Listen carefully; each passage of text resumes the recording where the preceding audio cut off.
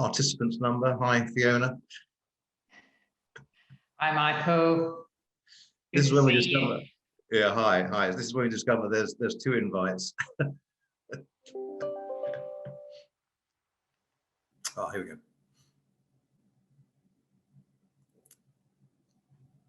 Morning, everybody. This is Michael Frape, Ashtons Legal, and Fiona Hotston Moore, FRP Advisory. We're just going to give you a few more minutes before we crack on with the webinar, but thank you very much for attending.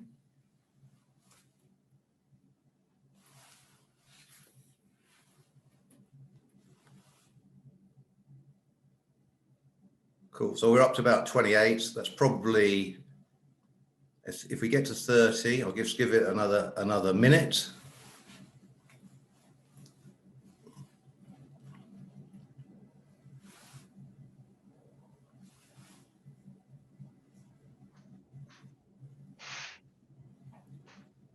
Okay, so I think the participants are static at 28, so we'll make a start. Morning, everybody. Thank you so much for joining me, Michael Frape and Fiona Hotston Moore, for our webinar, All You Need to Know About Expert Evidence, but We're Afraid to Ask.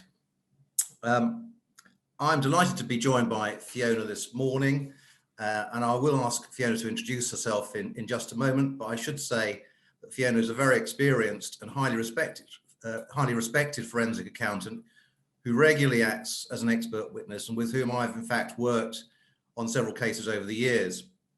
I'm a partner in the dispute resolution team at Ashtons. I specialise in commercial disputes and questions of expert evidence such as the value of shares in private companies, loss of profit claims in contractual disputes, or indeed foreign law questions regularly appear in my cases. But expert evidence is also encountered frequently in other court cases, such as divorces, civil fraud, personal injury, and medical injury claims. Fiona, would you like to introduce yourself? Thanks, Michael. My name is Fiona Hotston Moore. I'm a partner at FRP Advisory in the Forensic Services team. I'm a chartered accountant and chartered tax advisor. And as you can see, I have an awful lot of grey hair gained over about 30 years of a career in chartered accountancy. And I now use that grey hair and experience to act as an accredited expert witness and as a forensic accountant. I'm involved in a variety of matters, everything from business valuation and share valuation, family and shareholder disputes, professional negligence, financial court fraud, criminal matters, and tax disputes. I'm typically instructed on 40 to 50 cases per year, which can range from small valuations of family businesses to much larger criminal cases giving evidence in the High Court. Thanks, Fiona. So why the title, all you need to know about expert evidence, but we're afraid to ask? I think it's fair to say that many cases either fall or succeed depending on the quality of the expert evidence. And on the basis of that importance of expert evidence and the certain mystique surrounding experts and the evidence they give, and the fact that there's no such thing as a stupid question, we thought that clients would appreciate a discussion about expert witness evidence with a leading expert, and to put questions to her that you, the client, may want to ask but might be afraid to. Before we get into the subject matter, I just want to mention a few housekeeping points. The format of this webinar is an extended Q&A with me asking or putting questions to Fiona about expert evidence for about 30 or so minutes. And then I'll put questions you have asked, and I'll ask you to put those questions into the chat. I'm sure you're all familiar with that by now, 1 year on in the pandemic. And don't forget, there is no such thing as a stupid question. You'll be pleased to hear that there will be a recording of the webinar, and that will be available to all those who have attended or registered to view at your leisure. And you might be even more pleased to hear that there will be no PowerPoint slides this morning. Fiona has, however, prepared a note setting out her top 10 tips on expert evidence for clients, which will be circulated to all attendees and registrants. I'd also like you to draw your attention to the GDPR information, which is somewhere out there. You have been warned. And finally, there will be a short poll at the end on 3 questions, 2 of which are serious and 1 of which I posed, is slightly more humorous, I hope. So Fiona and I are going to cover 5 areas. First, the appointment and payment of experts. Secondly, the types of expert evidence and how that evidence is handled in pre-trial processes. Thirdly, the role of expert evidence in negotiations or mediations. Fourthly, expert evidence at trial. And fifthly, what happens if, heaven forbid, it all goes wrong and the expert evidence is not what you had hoped it to be. In order to set the scene before I pose those 5 sets of questions to Fiona, I'd just like to answer 3 questions myself. So firstly, how does expert evidence differ from factual evidence? Some clients ask me whether they or their witnesses can express their opinion on issues when they're giving factual evidence. This is not generally allowed under English law because it's for the court to form its own opinion by applying the law to the facts as it finds them. Opinion evidence is therefore excluded generally unless it has been expressly and specifically authorized by the court in its directions for the conduct of the matter through to trial. Consequently, a witness of fact can only give evidence to prove the facts and not express an opinion on those facts. So when is expert evidence appropriate? As I said, the court may have to form an opinion and on the law, but it may also have to form an opinion on a technical, scientific or professional issue on which it will not probably have the necessary expertise. And in those circumstances, the court will authorize the parties to put expert evidence before it. Finally, what therefore is the definition of an expert witness? It is a person whose technical, scientific or professional knowledge and experience is such that it is appropriate for a court to authorize that person to give their opinion on an issue which is outside the court's expertise. Okay, so that's the scene. Now we move into the sort of question phase. Firstly, Fiona, I'd like to ask you some questions about the process of appointing an expert witness and how they are paid. So what are your views on how a client should go about selecting an expert witness? Well, firstly, and perhaps obviously, the expert must be very clearly experienced in the area in which they're going to give their expert opinion, and they must be seen to be credible to both the court and the parties as an expert in that area. But secondly, and equally important, the expert must have experience and training in acting in the role as an expert witness, and ideally they should be an accredited expert witness. The expert must have the resource and capacity to take on the matter. Expert work is time pressured and deadlines have to be met. I'm fortunate to have the support of a great team around me that enables me to take on a number of cases simultaneously. And finally, I would suggest, importantly, the expert should not be appointed simply based on the cost. It will be potentially a false economy. The cost of an expert is required by court to be proportionate to the case, but I would advise against going for the cheapest expert. I certainly agree with that, Fiona, and I think the audience will see why as the questions develop. A question that's sometimes put to me is whether a client can appoint their own accountant or other professional contact to act as the expert witness in a particular matter. What are your thoughts on that? It's an interesting question. I think generally it's not advisable for the client's accountant to act as an expert witness, and that's because clearly they're not independent. And this could undermine the credibility of their expert evidence when they're giving evidence in court. They may be able to act. Frozen for a moment. Oh no, you're back. Sorry. You had frozen for a moment. Sorry about that. That's the, yeah. Wi-Fi, remote Wi-Fi in the middle of nowhere. They could act as an expert, as a witness of fact, yes. rather than an expert witness. A professional contact is able to act, but take care that they really do have experience of acting as an expert witness. It is a very demanding role, and it's important that they understand the duties and responsibilities of that role. On 3 occasions, I've been appointed to replace an accountant who has taken the role of expert witness and prepared a report that in reality fell far short of what was required by the court. And therefore, at the last minute, I was appointed to replace that accountant. I absolutely agree with your view, and I have 2 points on it. First, I think it's very important that the expert witness is seen to be independent and not tied to a particular outcome of a case, as that would obviously tend to undermine the credibility of their evidence. The expert's first duty is, of course, to the court. Being the client's accountant would give rise to a conflict of interest between the client's interests and the interests of justice. I therefore agree with you, Fiona, that it's inadvisable for the client's accountant to be their expert. The second point is really about the equality of arms.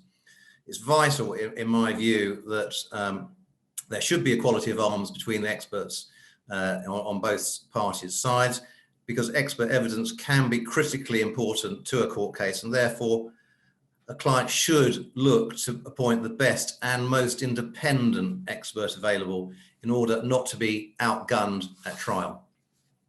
So when do you think the parties ought to think about, or when should a client think about appointing an expert? What stage should that be, do you think? I would suggest early in the dispute. The expert can give you objective advice on the strength of the arguments and the quantum of the claim. And monies invested early can avoid lengthy and costly and indeed stressful disputes. Just occasionally, I'm also instructed early by one party to prevent the other party instructing me, so that I'm therefore conflicted from acting for the other party. That's certainly high praise, Fiona. I agree with you on that also. The court's rules do in fact require the parties to front load their case, and what that means is that parties must investigate and prepare a claim very thoroughly before issuing proceedings, and it's clearly very important to involve an expert in those preparations at an early stage. So what about fees then, Fiona? Important question for all us professionals. How much does an expert cost, and who should pay and who pays their fees? In order to assess the cost of an expert, it's important that the expert discusses and agrees the scope of the outcome, and that scope is proportionate to the case. An expert ought to be able to provide an estimate for drafting their report, and also an estimate for the different stages of their involvement in the case, and that will include potentially attending mediation, attending court for cross-examination, and perhaps attending a meeting of experts. So it should be possible to assess at the start the likely costs of your expert. Yes, that's a vital part of the preparation phase. And of course, well, not of course, but although the client will have to pay the fees, if the client is successful, there should be a good prospect of recovering a large proportion of the expert's fees from the losing party. What about no win, no fee and success fee basis? Is that possible for an expert? Absolutely not. An expert cannot work on a success basis or indeed a contingent fee basis. We have to be seen to be independent and unbiased, but it is a question that I often get asked. Yes, I'm not surprised, but it's definitely a firm no. The second series of questions is about the different types of expert evidence and how that expert evidence is dealt with in the pre-trial processes. So perhaps, can you tell first the audience about the duties that an expert is under and to whom they owe those duties? So the overriding duty of an expert is to the court. We of course also have a professional duty to the client, but we must at all times be objective and unbiased and remember that duty to the court.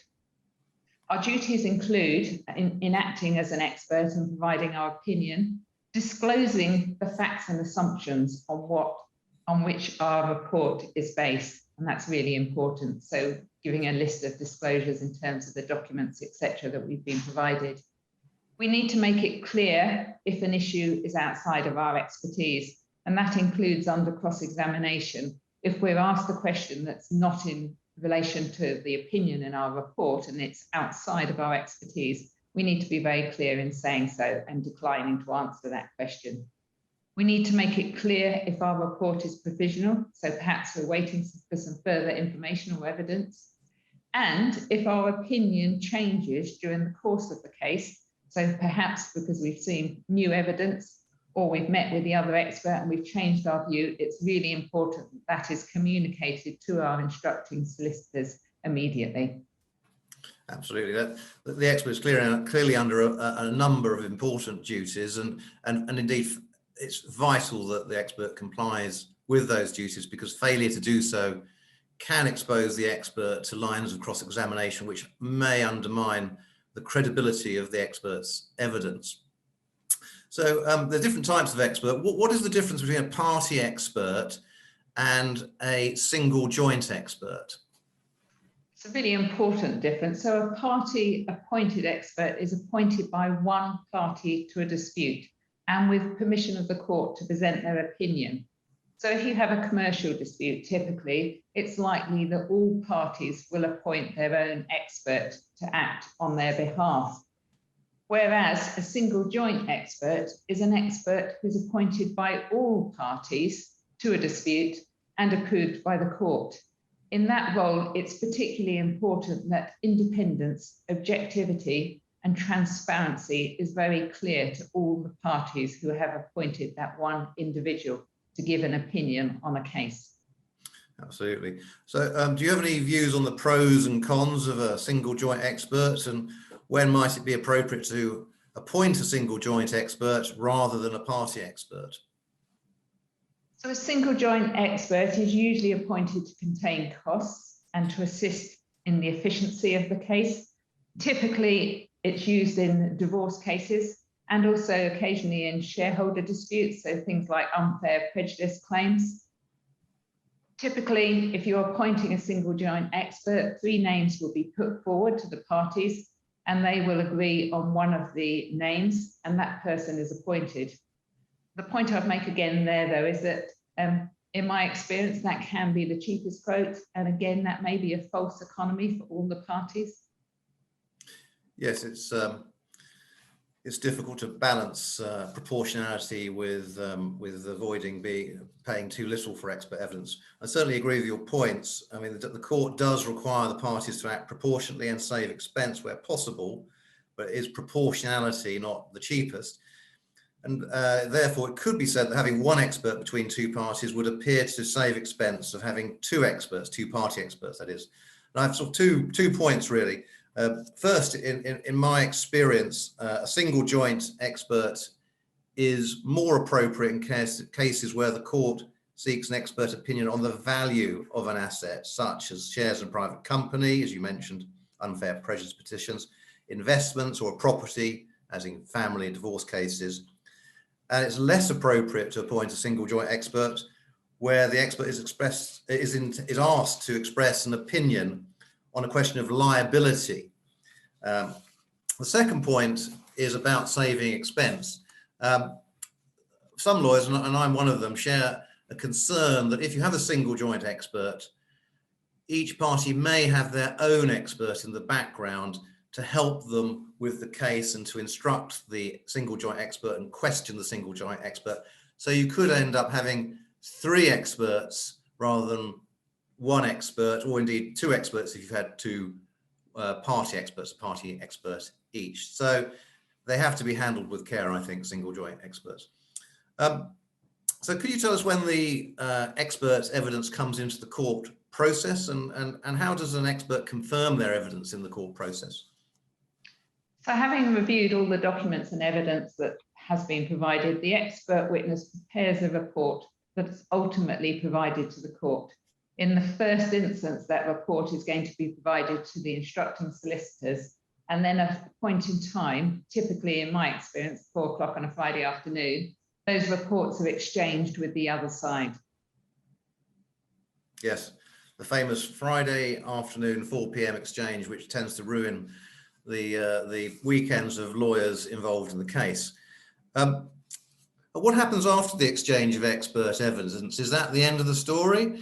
And how frequently, perhaps, have you been involved in cases, or have you had any experience of sequential exchange rather than exchange on the same day? What are your thoughts on that?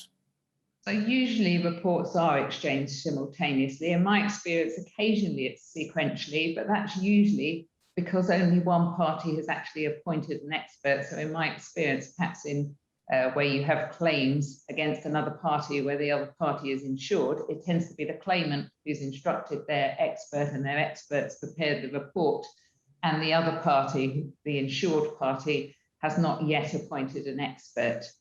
And once those reports are exchanged, there will be a meeting of the experts, so a joint meeting of experts, and that's really important. So that meeting is to discuss and hopefully agree the areas that actually the 2 experts can agree on, and also importantly, agree where there is a difference of opinion, and perhaps try to quantify the impact of that difference of opinion. And that's really important because it helps the court. They may be presented with 2 very long reports, and actually it's the joint report which will summarise where they agree and where they don't agree, and the impact of that. I think that's a really key document for the court. Yes, I certainly agree with that, Fiona. I think the narrowing of issues, so the parties are very clear on what are the issues in dispute and which issues need not be in dispute because they can be resolved in the pre-trial court process. So the third area, I think, is an area close to many clients' hearts, which is settlement. Most clients certainly want to settle their dispute by negotiation or some other form of negotiation, such as a mediation. What role do you think an expert might play, or experts might play, in negotiations or indeed a mediation? I think experts can play a really valuable role in a negotiation or a roundtable discussion. They can provide an independent view on the matter and allow both parties to understand the strength of their particular positions. And it's relevant even if the expert is appointed by one party, because I think generally expert witnesses are seen as independent, and they offer perhaps an objective view on a matter which can help both parties towards a mediated settlement.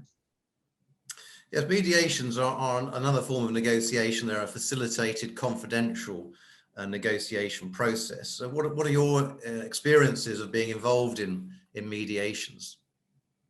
I've attended a number of mediations to help the parties, and indeed I attended my first virtual mediation a week or so ago.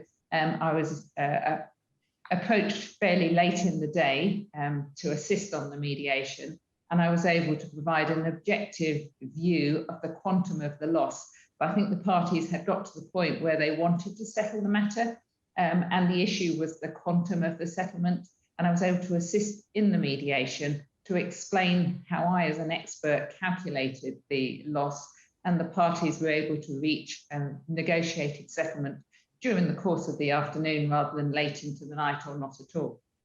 Yes, that's interesting. I think I agree with your thoughts on your involvement, or the involvement of an expert witness in a mediation. It can, I think, encourage a more principled negotiation approach rather than the Dutch auction approach, which is commonly encountered in mediations. And interesting to hear that you've been involved in a online mediation. I have also. What did you think of that? How do you think that differed from a real world mediation? On this occasion, I thought it made it more focused. I felt it was very well organised. I think the only thing that you need to be conscious of is that the mediator can have dropped into the room without being noticed. So I think it's important that you keep your wits about you, but I think it worked extremely well, and I would certainly recommend it again. Yes, I think so too, and perhaps that's a topic for another day.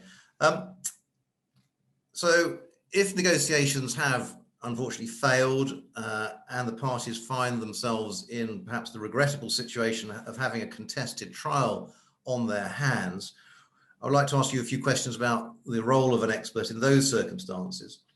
So in the run-up to trial, how is an expert involved in pre-trial preparations? For instance, can they rehearse the evidence? No, absolutely not. It's not acceptable for experts to rehearse cross-examination with their instructing parties.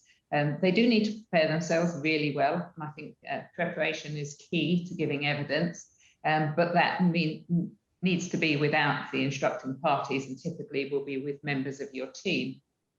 You can, however, have generic training, so you can have training from a professional body on giving evidence and court protocol, and that typically is offered in much larger commercial disputes where the instructing party may offer that training, and I think that's valuable, but it will be on a generic case study rather than on your particular case.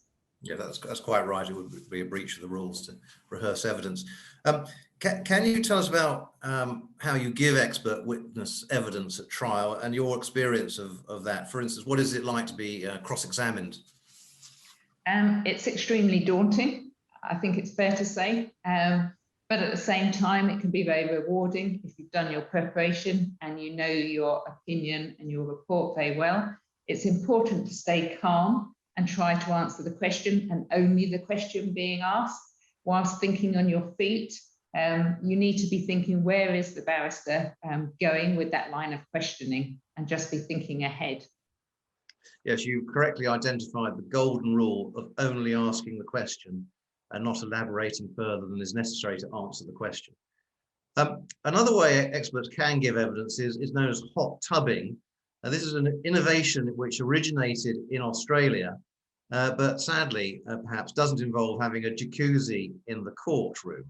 The option of hot tubbing was introduced in 2013. What's your experience of hot tubbing? Has it caught on? It hasn't to a great extent yet. So sadly, I've not actually been in the hot tub as an expert myself yet. I got very close, tantalizingly close on one occasion where I and another expert were in the box together. The other expert was quite reluctant, and in the end, the judge decided to hear our evidence sequentially rather than together.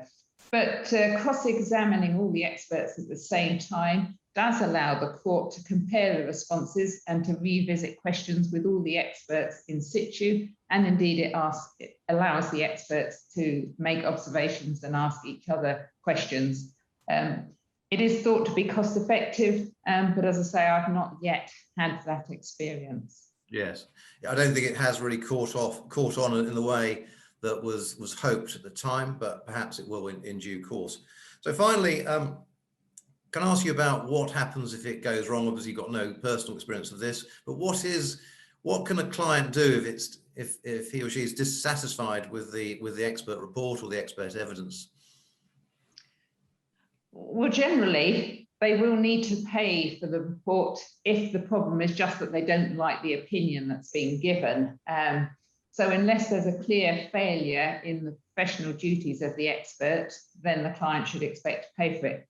However, normally the instructing lawyers will have obtained a preliminary view from the expert before they are formally appointed as an expert witness. So that means that generally they will have reached out and perhaps engaged the individual that they're considering as an expert on a consultancy basis and obtained a preliminary view from the expert as to what their opinion might be on a matter based on a limited scope. So hopefully that problem doesn't arise. Yes, I think careful preparation is the way to avoid that. And what about any concerns about the expert evidence given at trial? What if a client is dissatisfied with their expert? Can a client do anything about that, in your opinion? No, again, only if there's a clear failure in their duties to the court, I think is the correct position, not just because it didn't go the client's way on the day. Yes, I think that's right. I mean, it's clear that an expert owes a duty of care, and there are contractual duties to the client, and therefore there's potential for being sued if by a client if the expert hasn't complied with its duties. But that is not a very frequent occurrence, I'm pleased to say, and would depend on showing clear evidence of negligence, the negligence caused loss, and what that loss might be. So finally, Fiona, what is, if I may, what's been your most interesting case to date? I'm fortunate. I've been involved in many interesting cases. Perhaps inevitably, those with a human element are particularly interesting. So, for example, I was involved in assisting an individual in defending claims of fraud that had cost him his job and his career. And as a result of our support, he was reinstated at a similar level. A current case that I'm working on, which I'm finding very interesting, is assisting an individual who's facing criminal charges.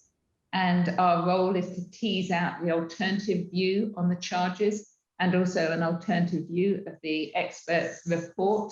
But I also enjoy doing business valuations. I really enjoy getting under the skin of a business and trying to understand what's driving the worth of that business. And also I just enjoy helping families and parties who are in dispute to reach a settlement and end what can be a very stressful situation, particularly if it's within the family arena. Yeah, so the personal aspect of your cases must be particularly interesting. I mean, that the one we mentioned, the first two seem particularly highly stressful with the individuals concerned, and I'm sure your involvement as a very experienced expert will be much appreciated. So I'm just having a look in the chat. I've been looking as we're going along. I can't actually see any questions. So it looks as though, Fiona, that we've actually answered every possible question that could possibly be posed to you about expert evidence. But I will just pause there for a moment, just in case that due to my inability to handle the technology, I've missed the questions. I think there's somebody from the firm out there somewhere who will probably send me a message if I have missed any questions. So I'll just give that a second or two. No, yeah, okay. So I can't see any questions. So finally, before we say goodbye this morning, and I want to move to the poll, which Emma should hopefully put out there. Okay, so the first question is, do forensic accountants have special powers, e.g. to obtain bank statements?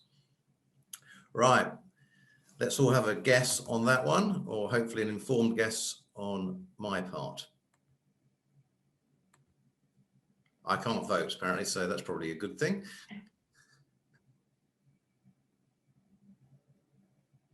So please vote.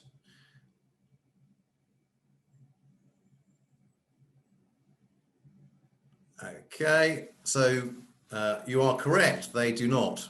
76% said no, so what an informed audience we have. Excellent, well done. So we go on to the next question.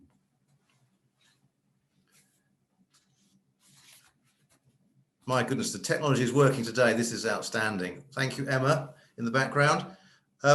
So have you ever been involved in a dispute, and in hindsight, could expert evidence have helped? So this is more subjective. Have you ever been involved in a dispute, and would expert evidence have helped now, as you look back now?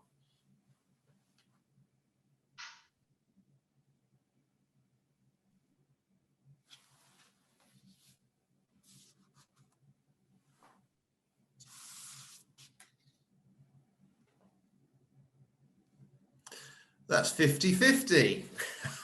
Well, that's encouraging, Fiona.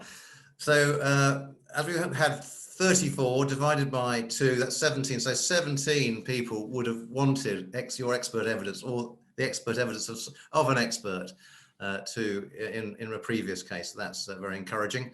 And finally, the final question. So this is from me, more philosophical and hopefully slightly humorous.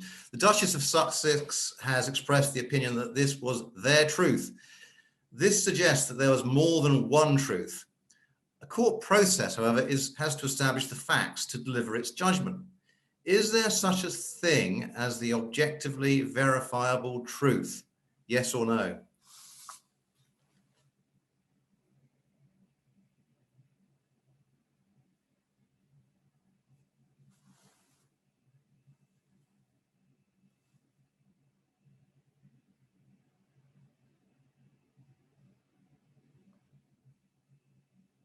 So I'll ask you, Fiona, in a moment what your answer to that question is, and I'll give you my answer.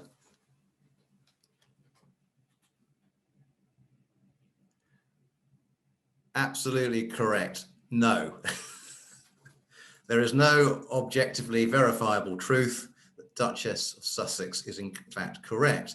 So, Fiona, I should ask you, what's your opinion on that question?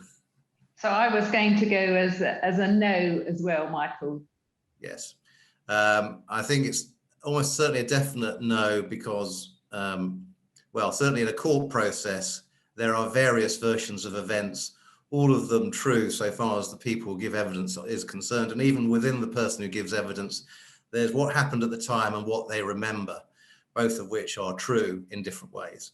So, Fiona, thank you so much for sharing your knowledge of expert evidence and answering my questions so helpfully, and if I may say so expertly this morning. And many thanks to you out there for attending. We've much appreciated your attendance. We know we spend a lot of time staring at the screens. We really do hope this morning has been helpful.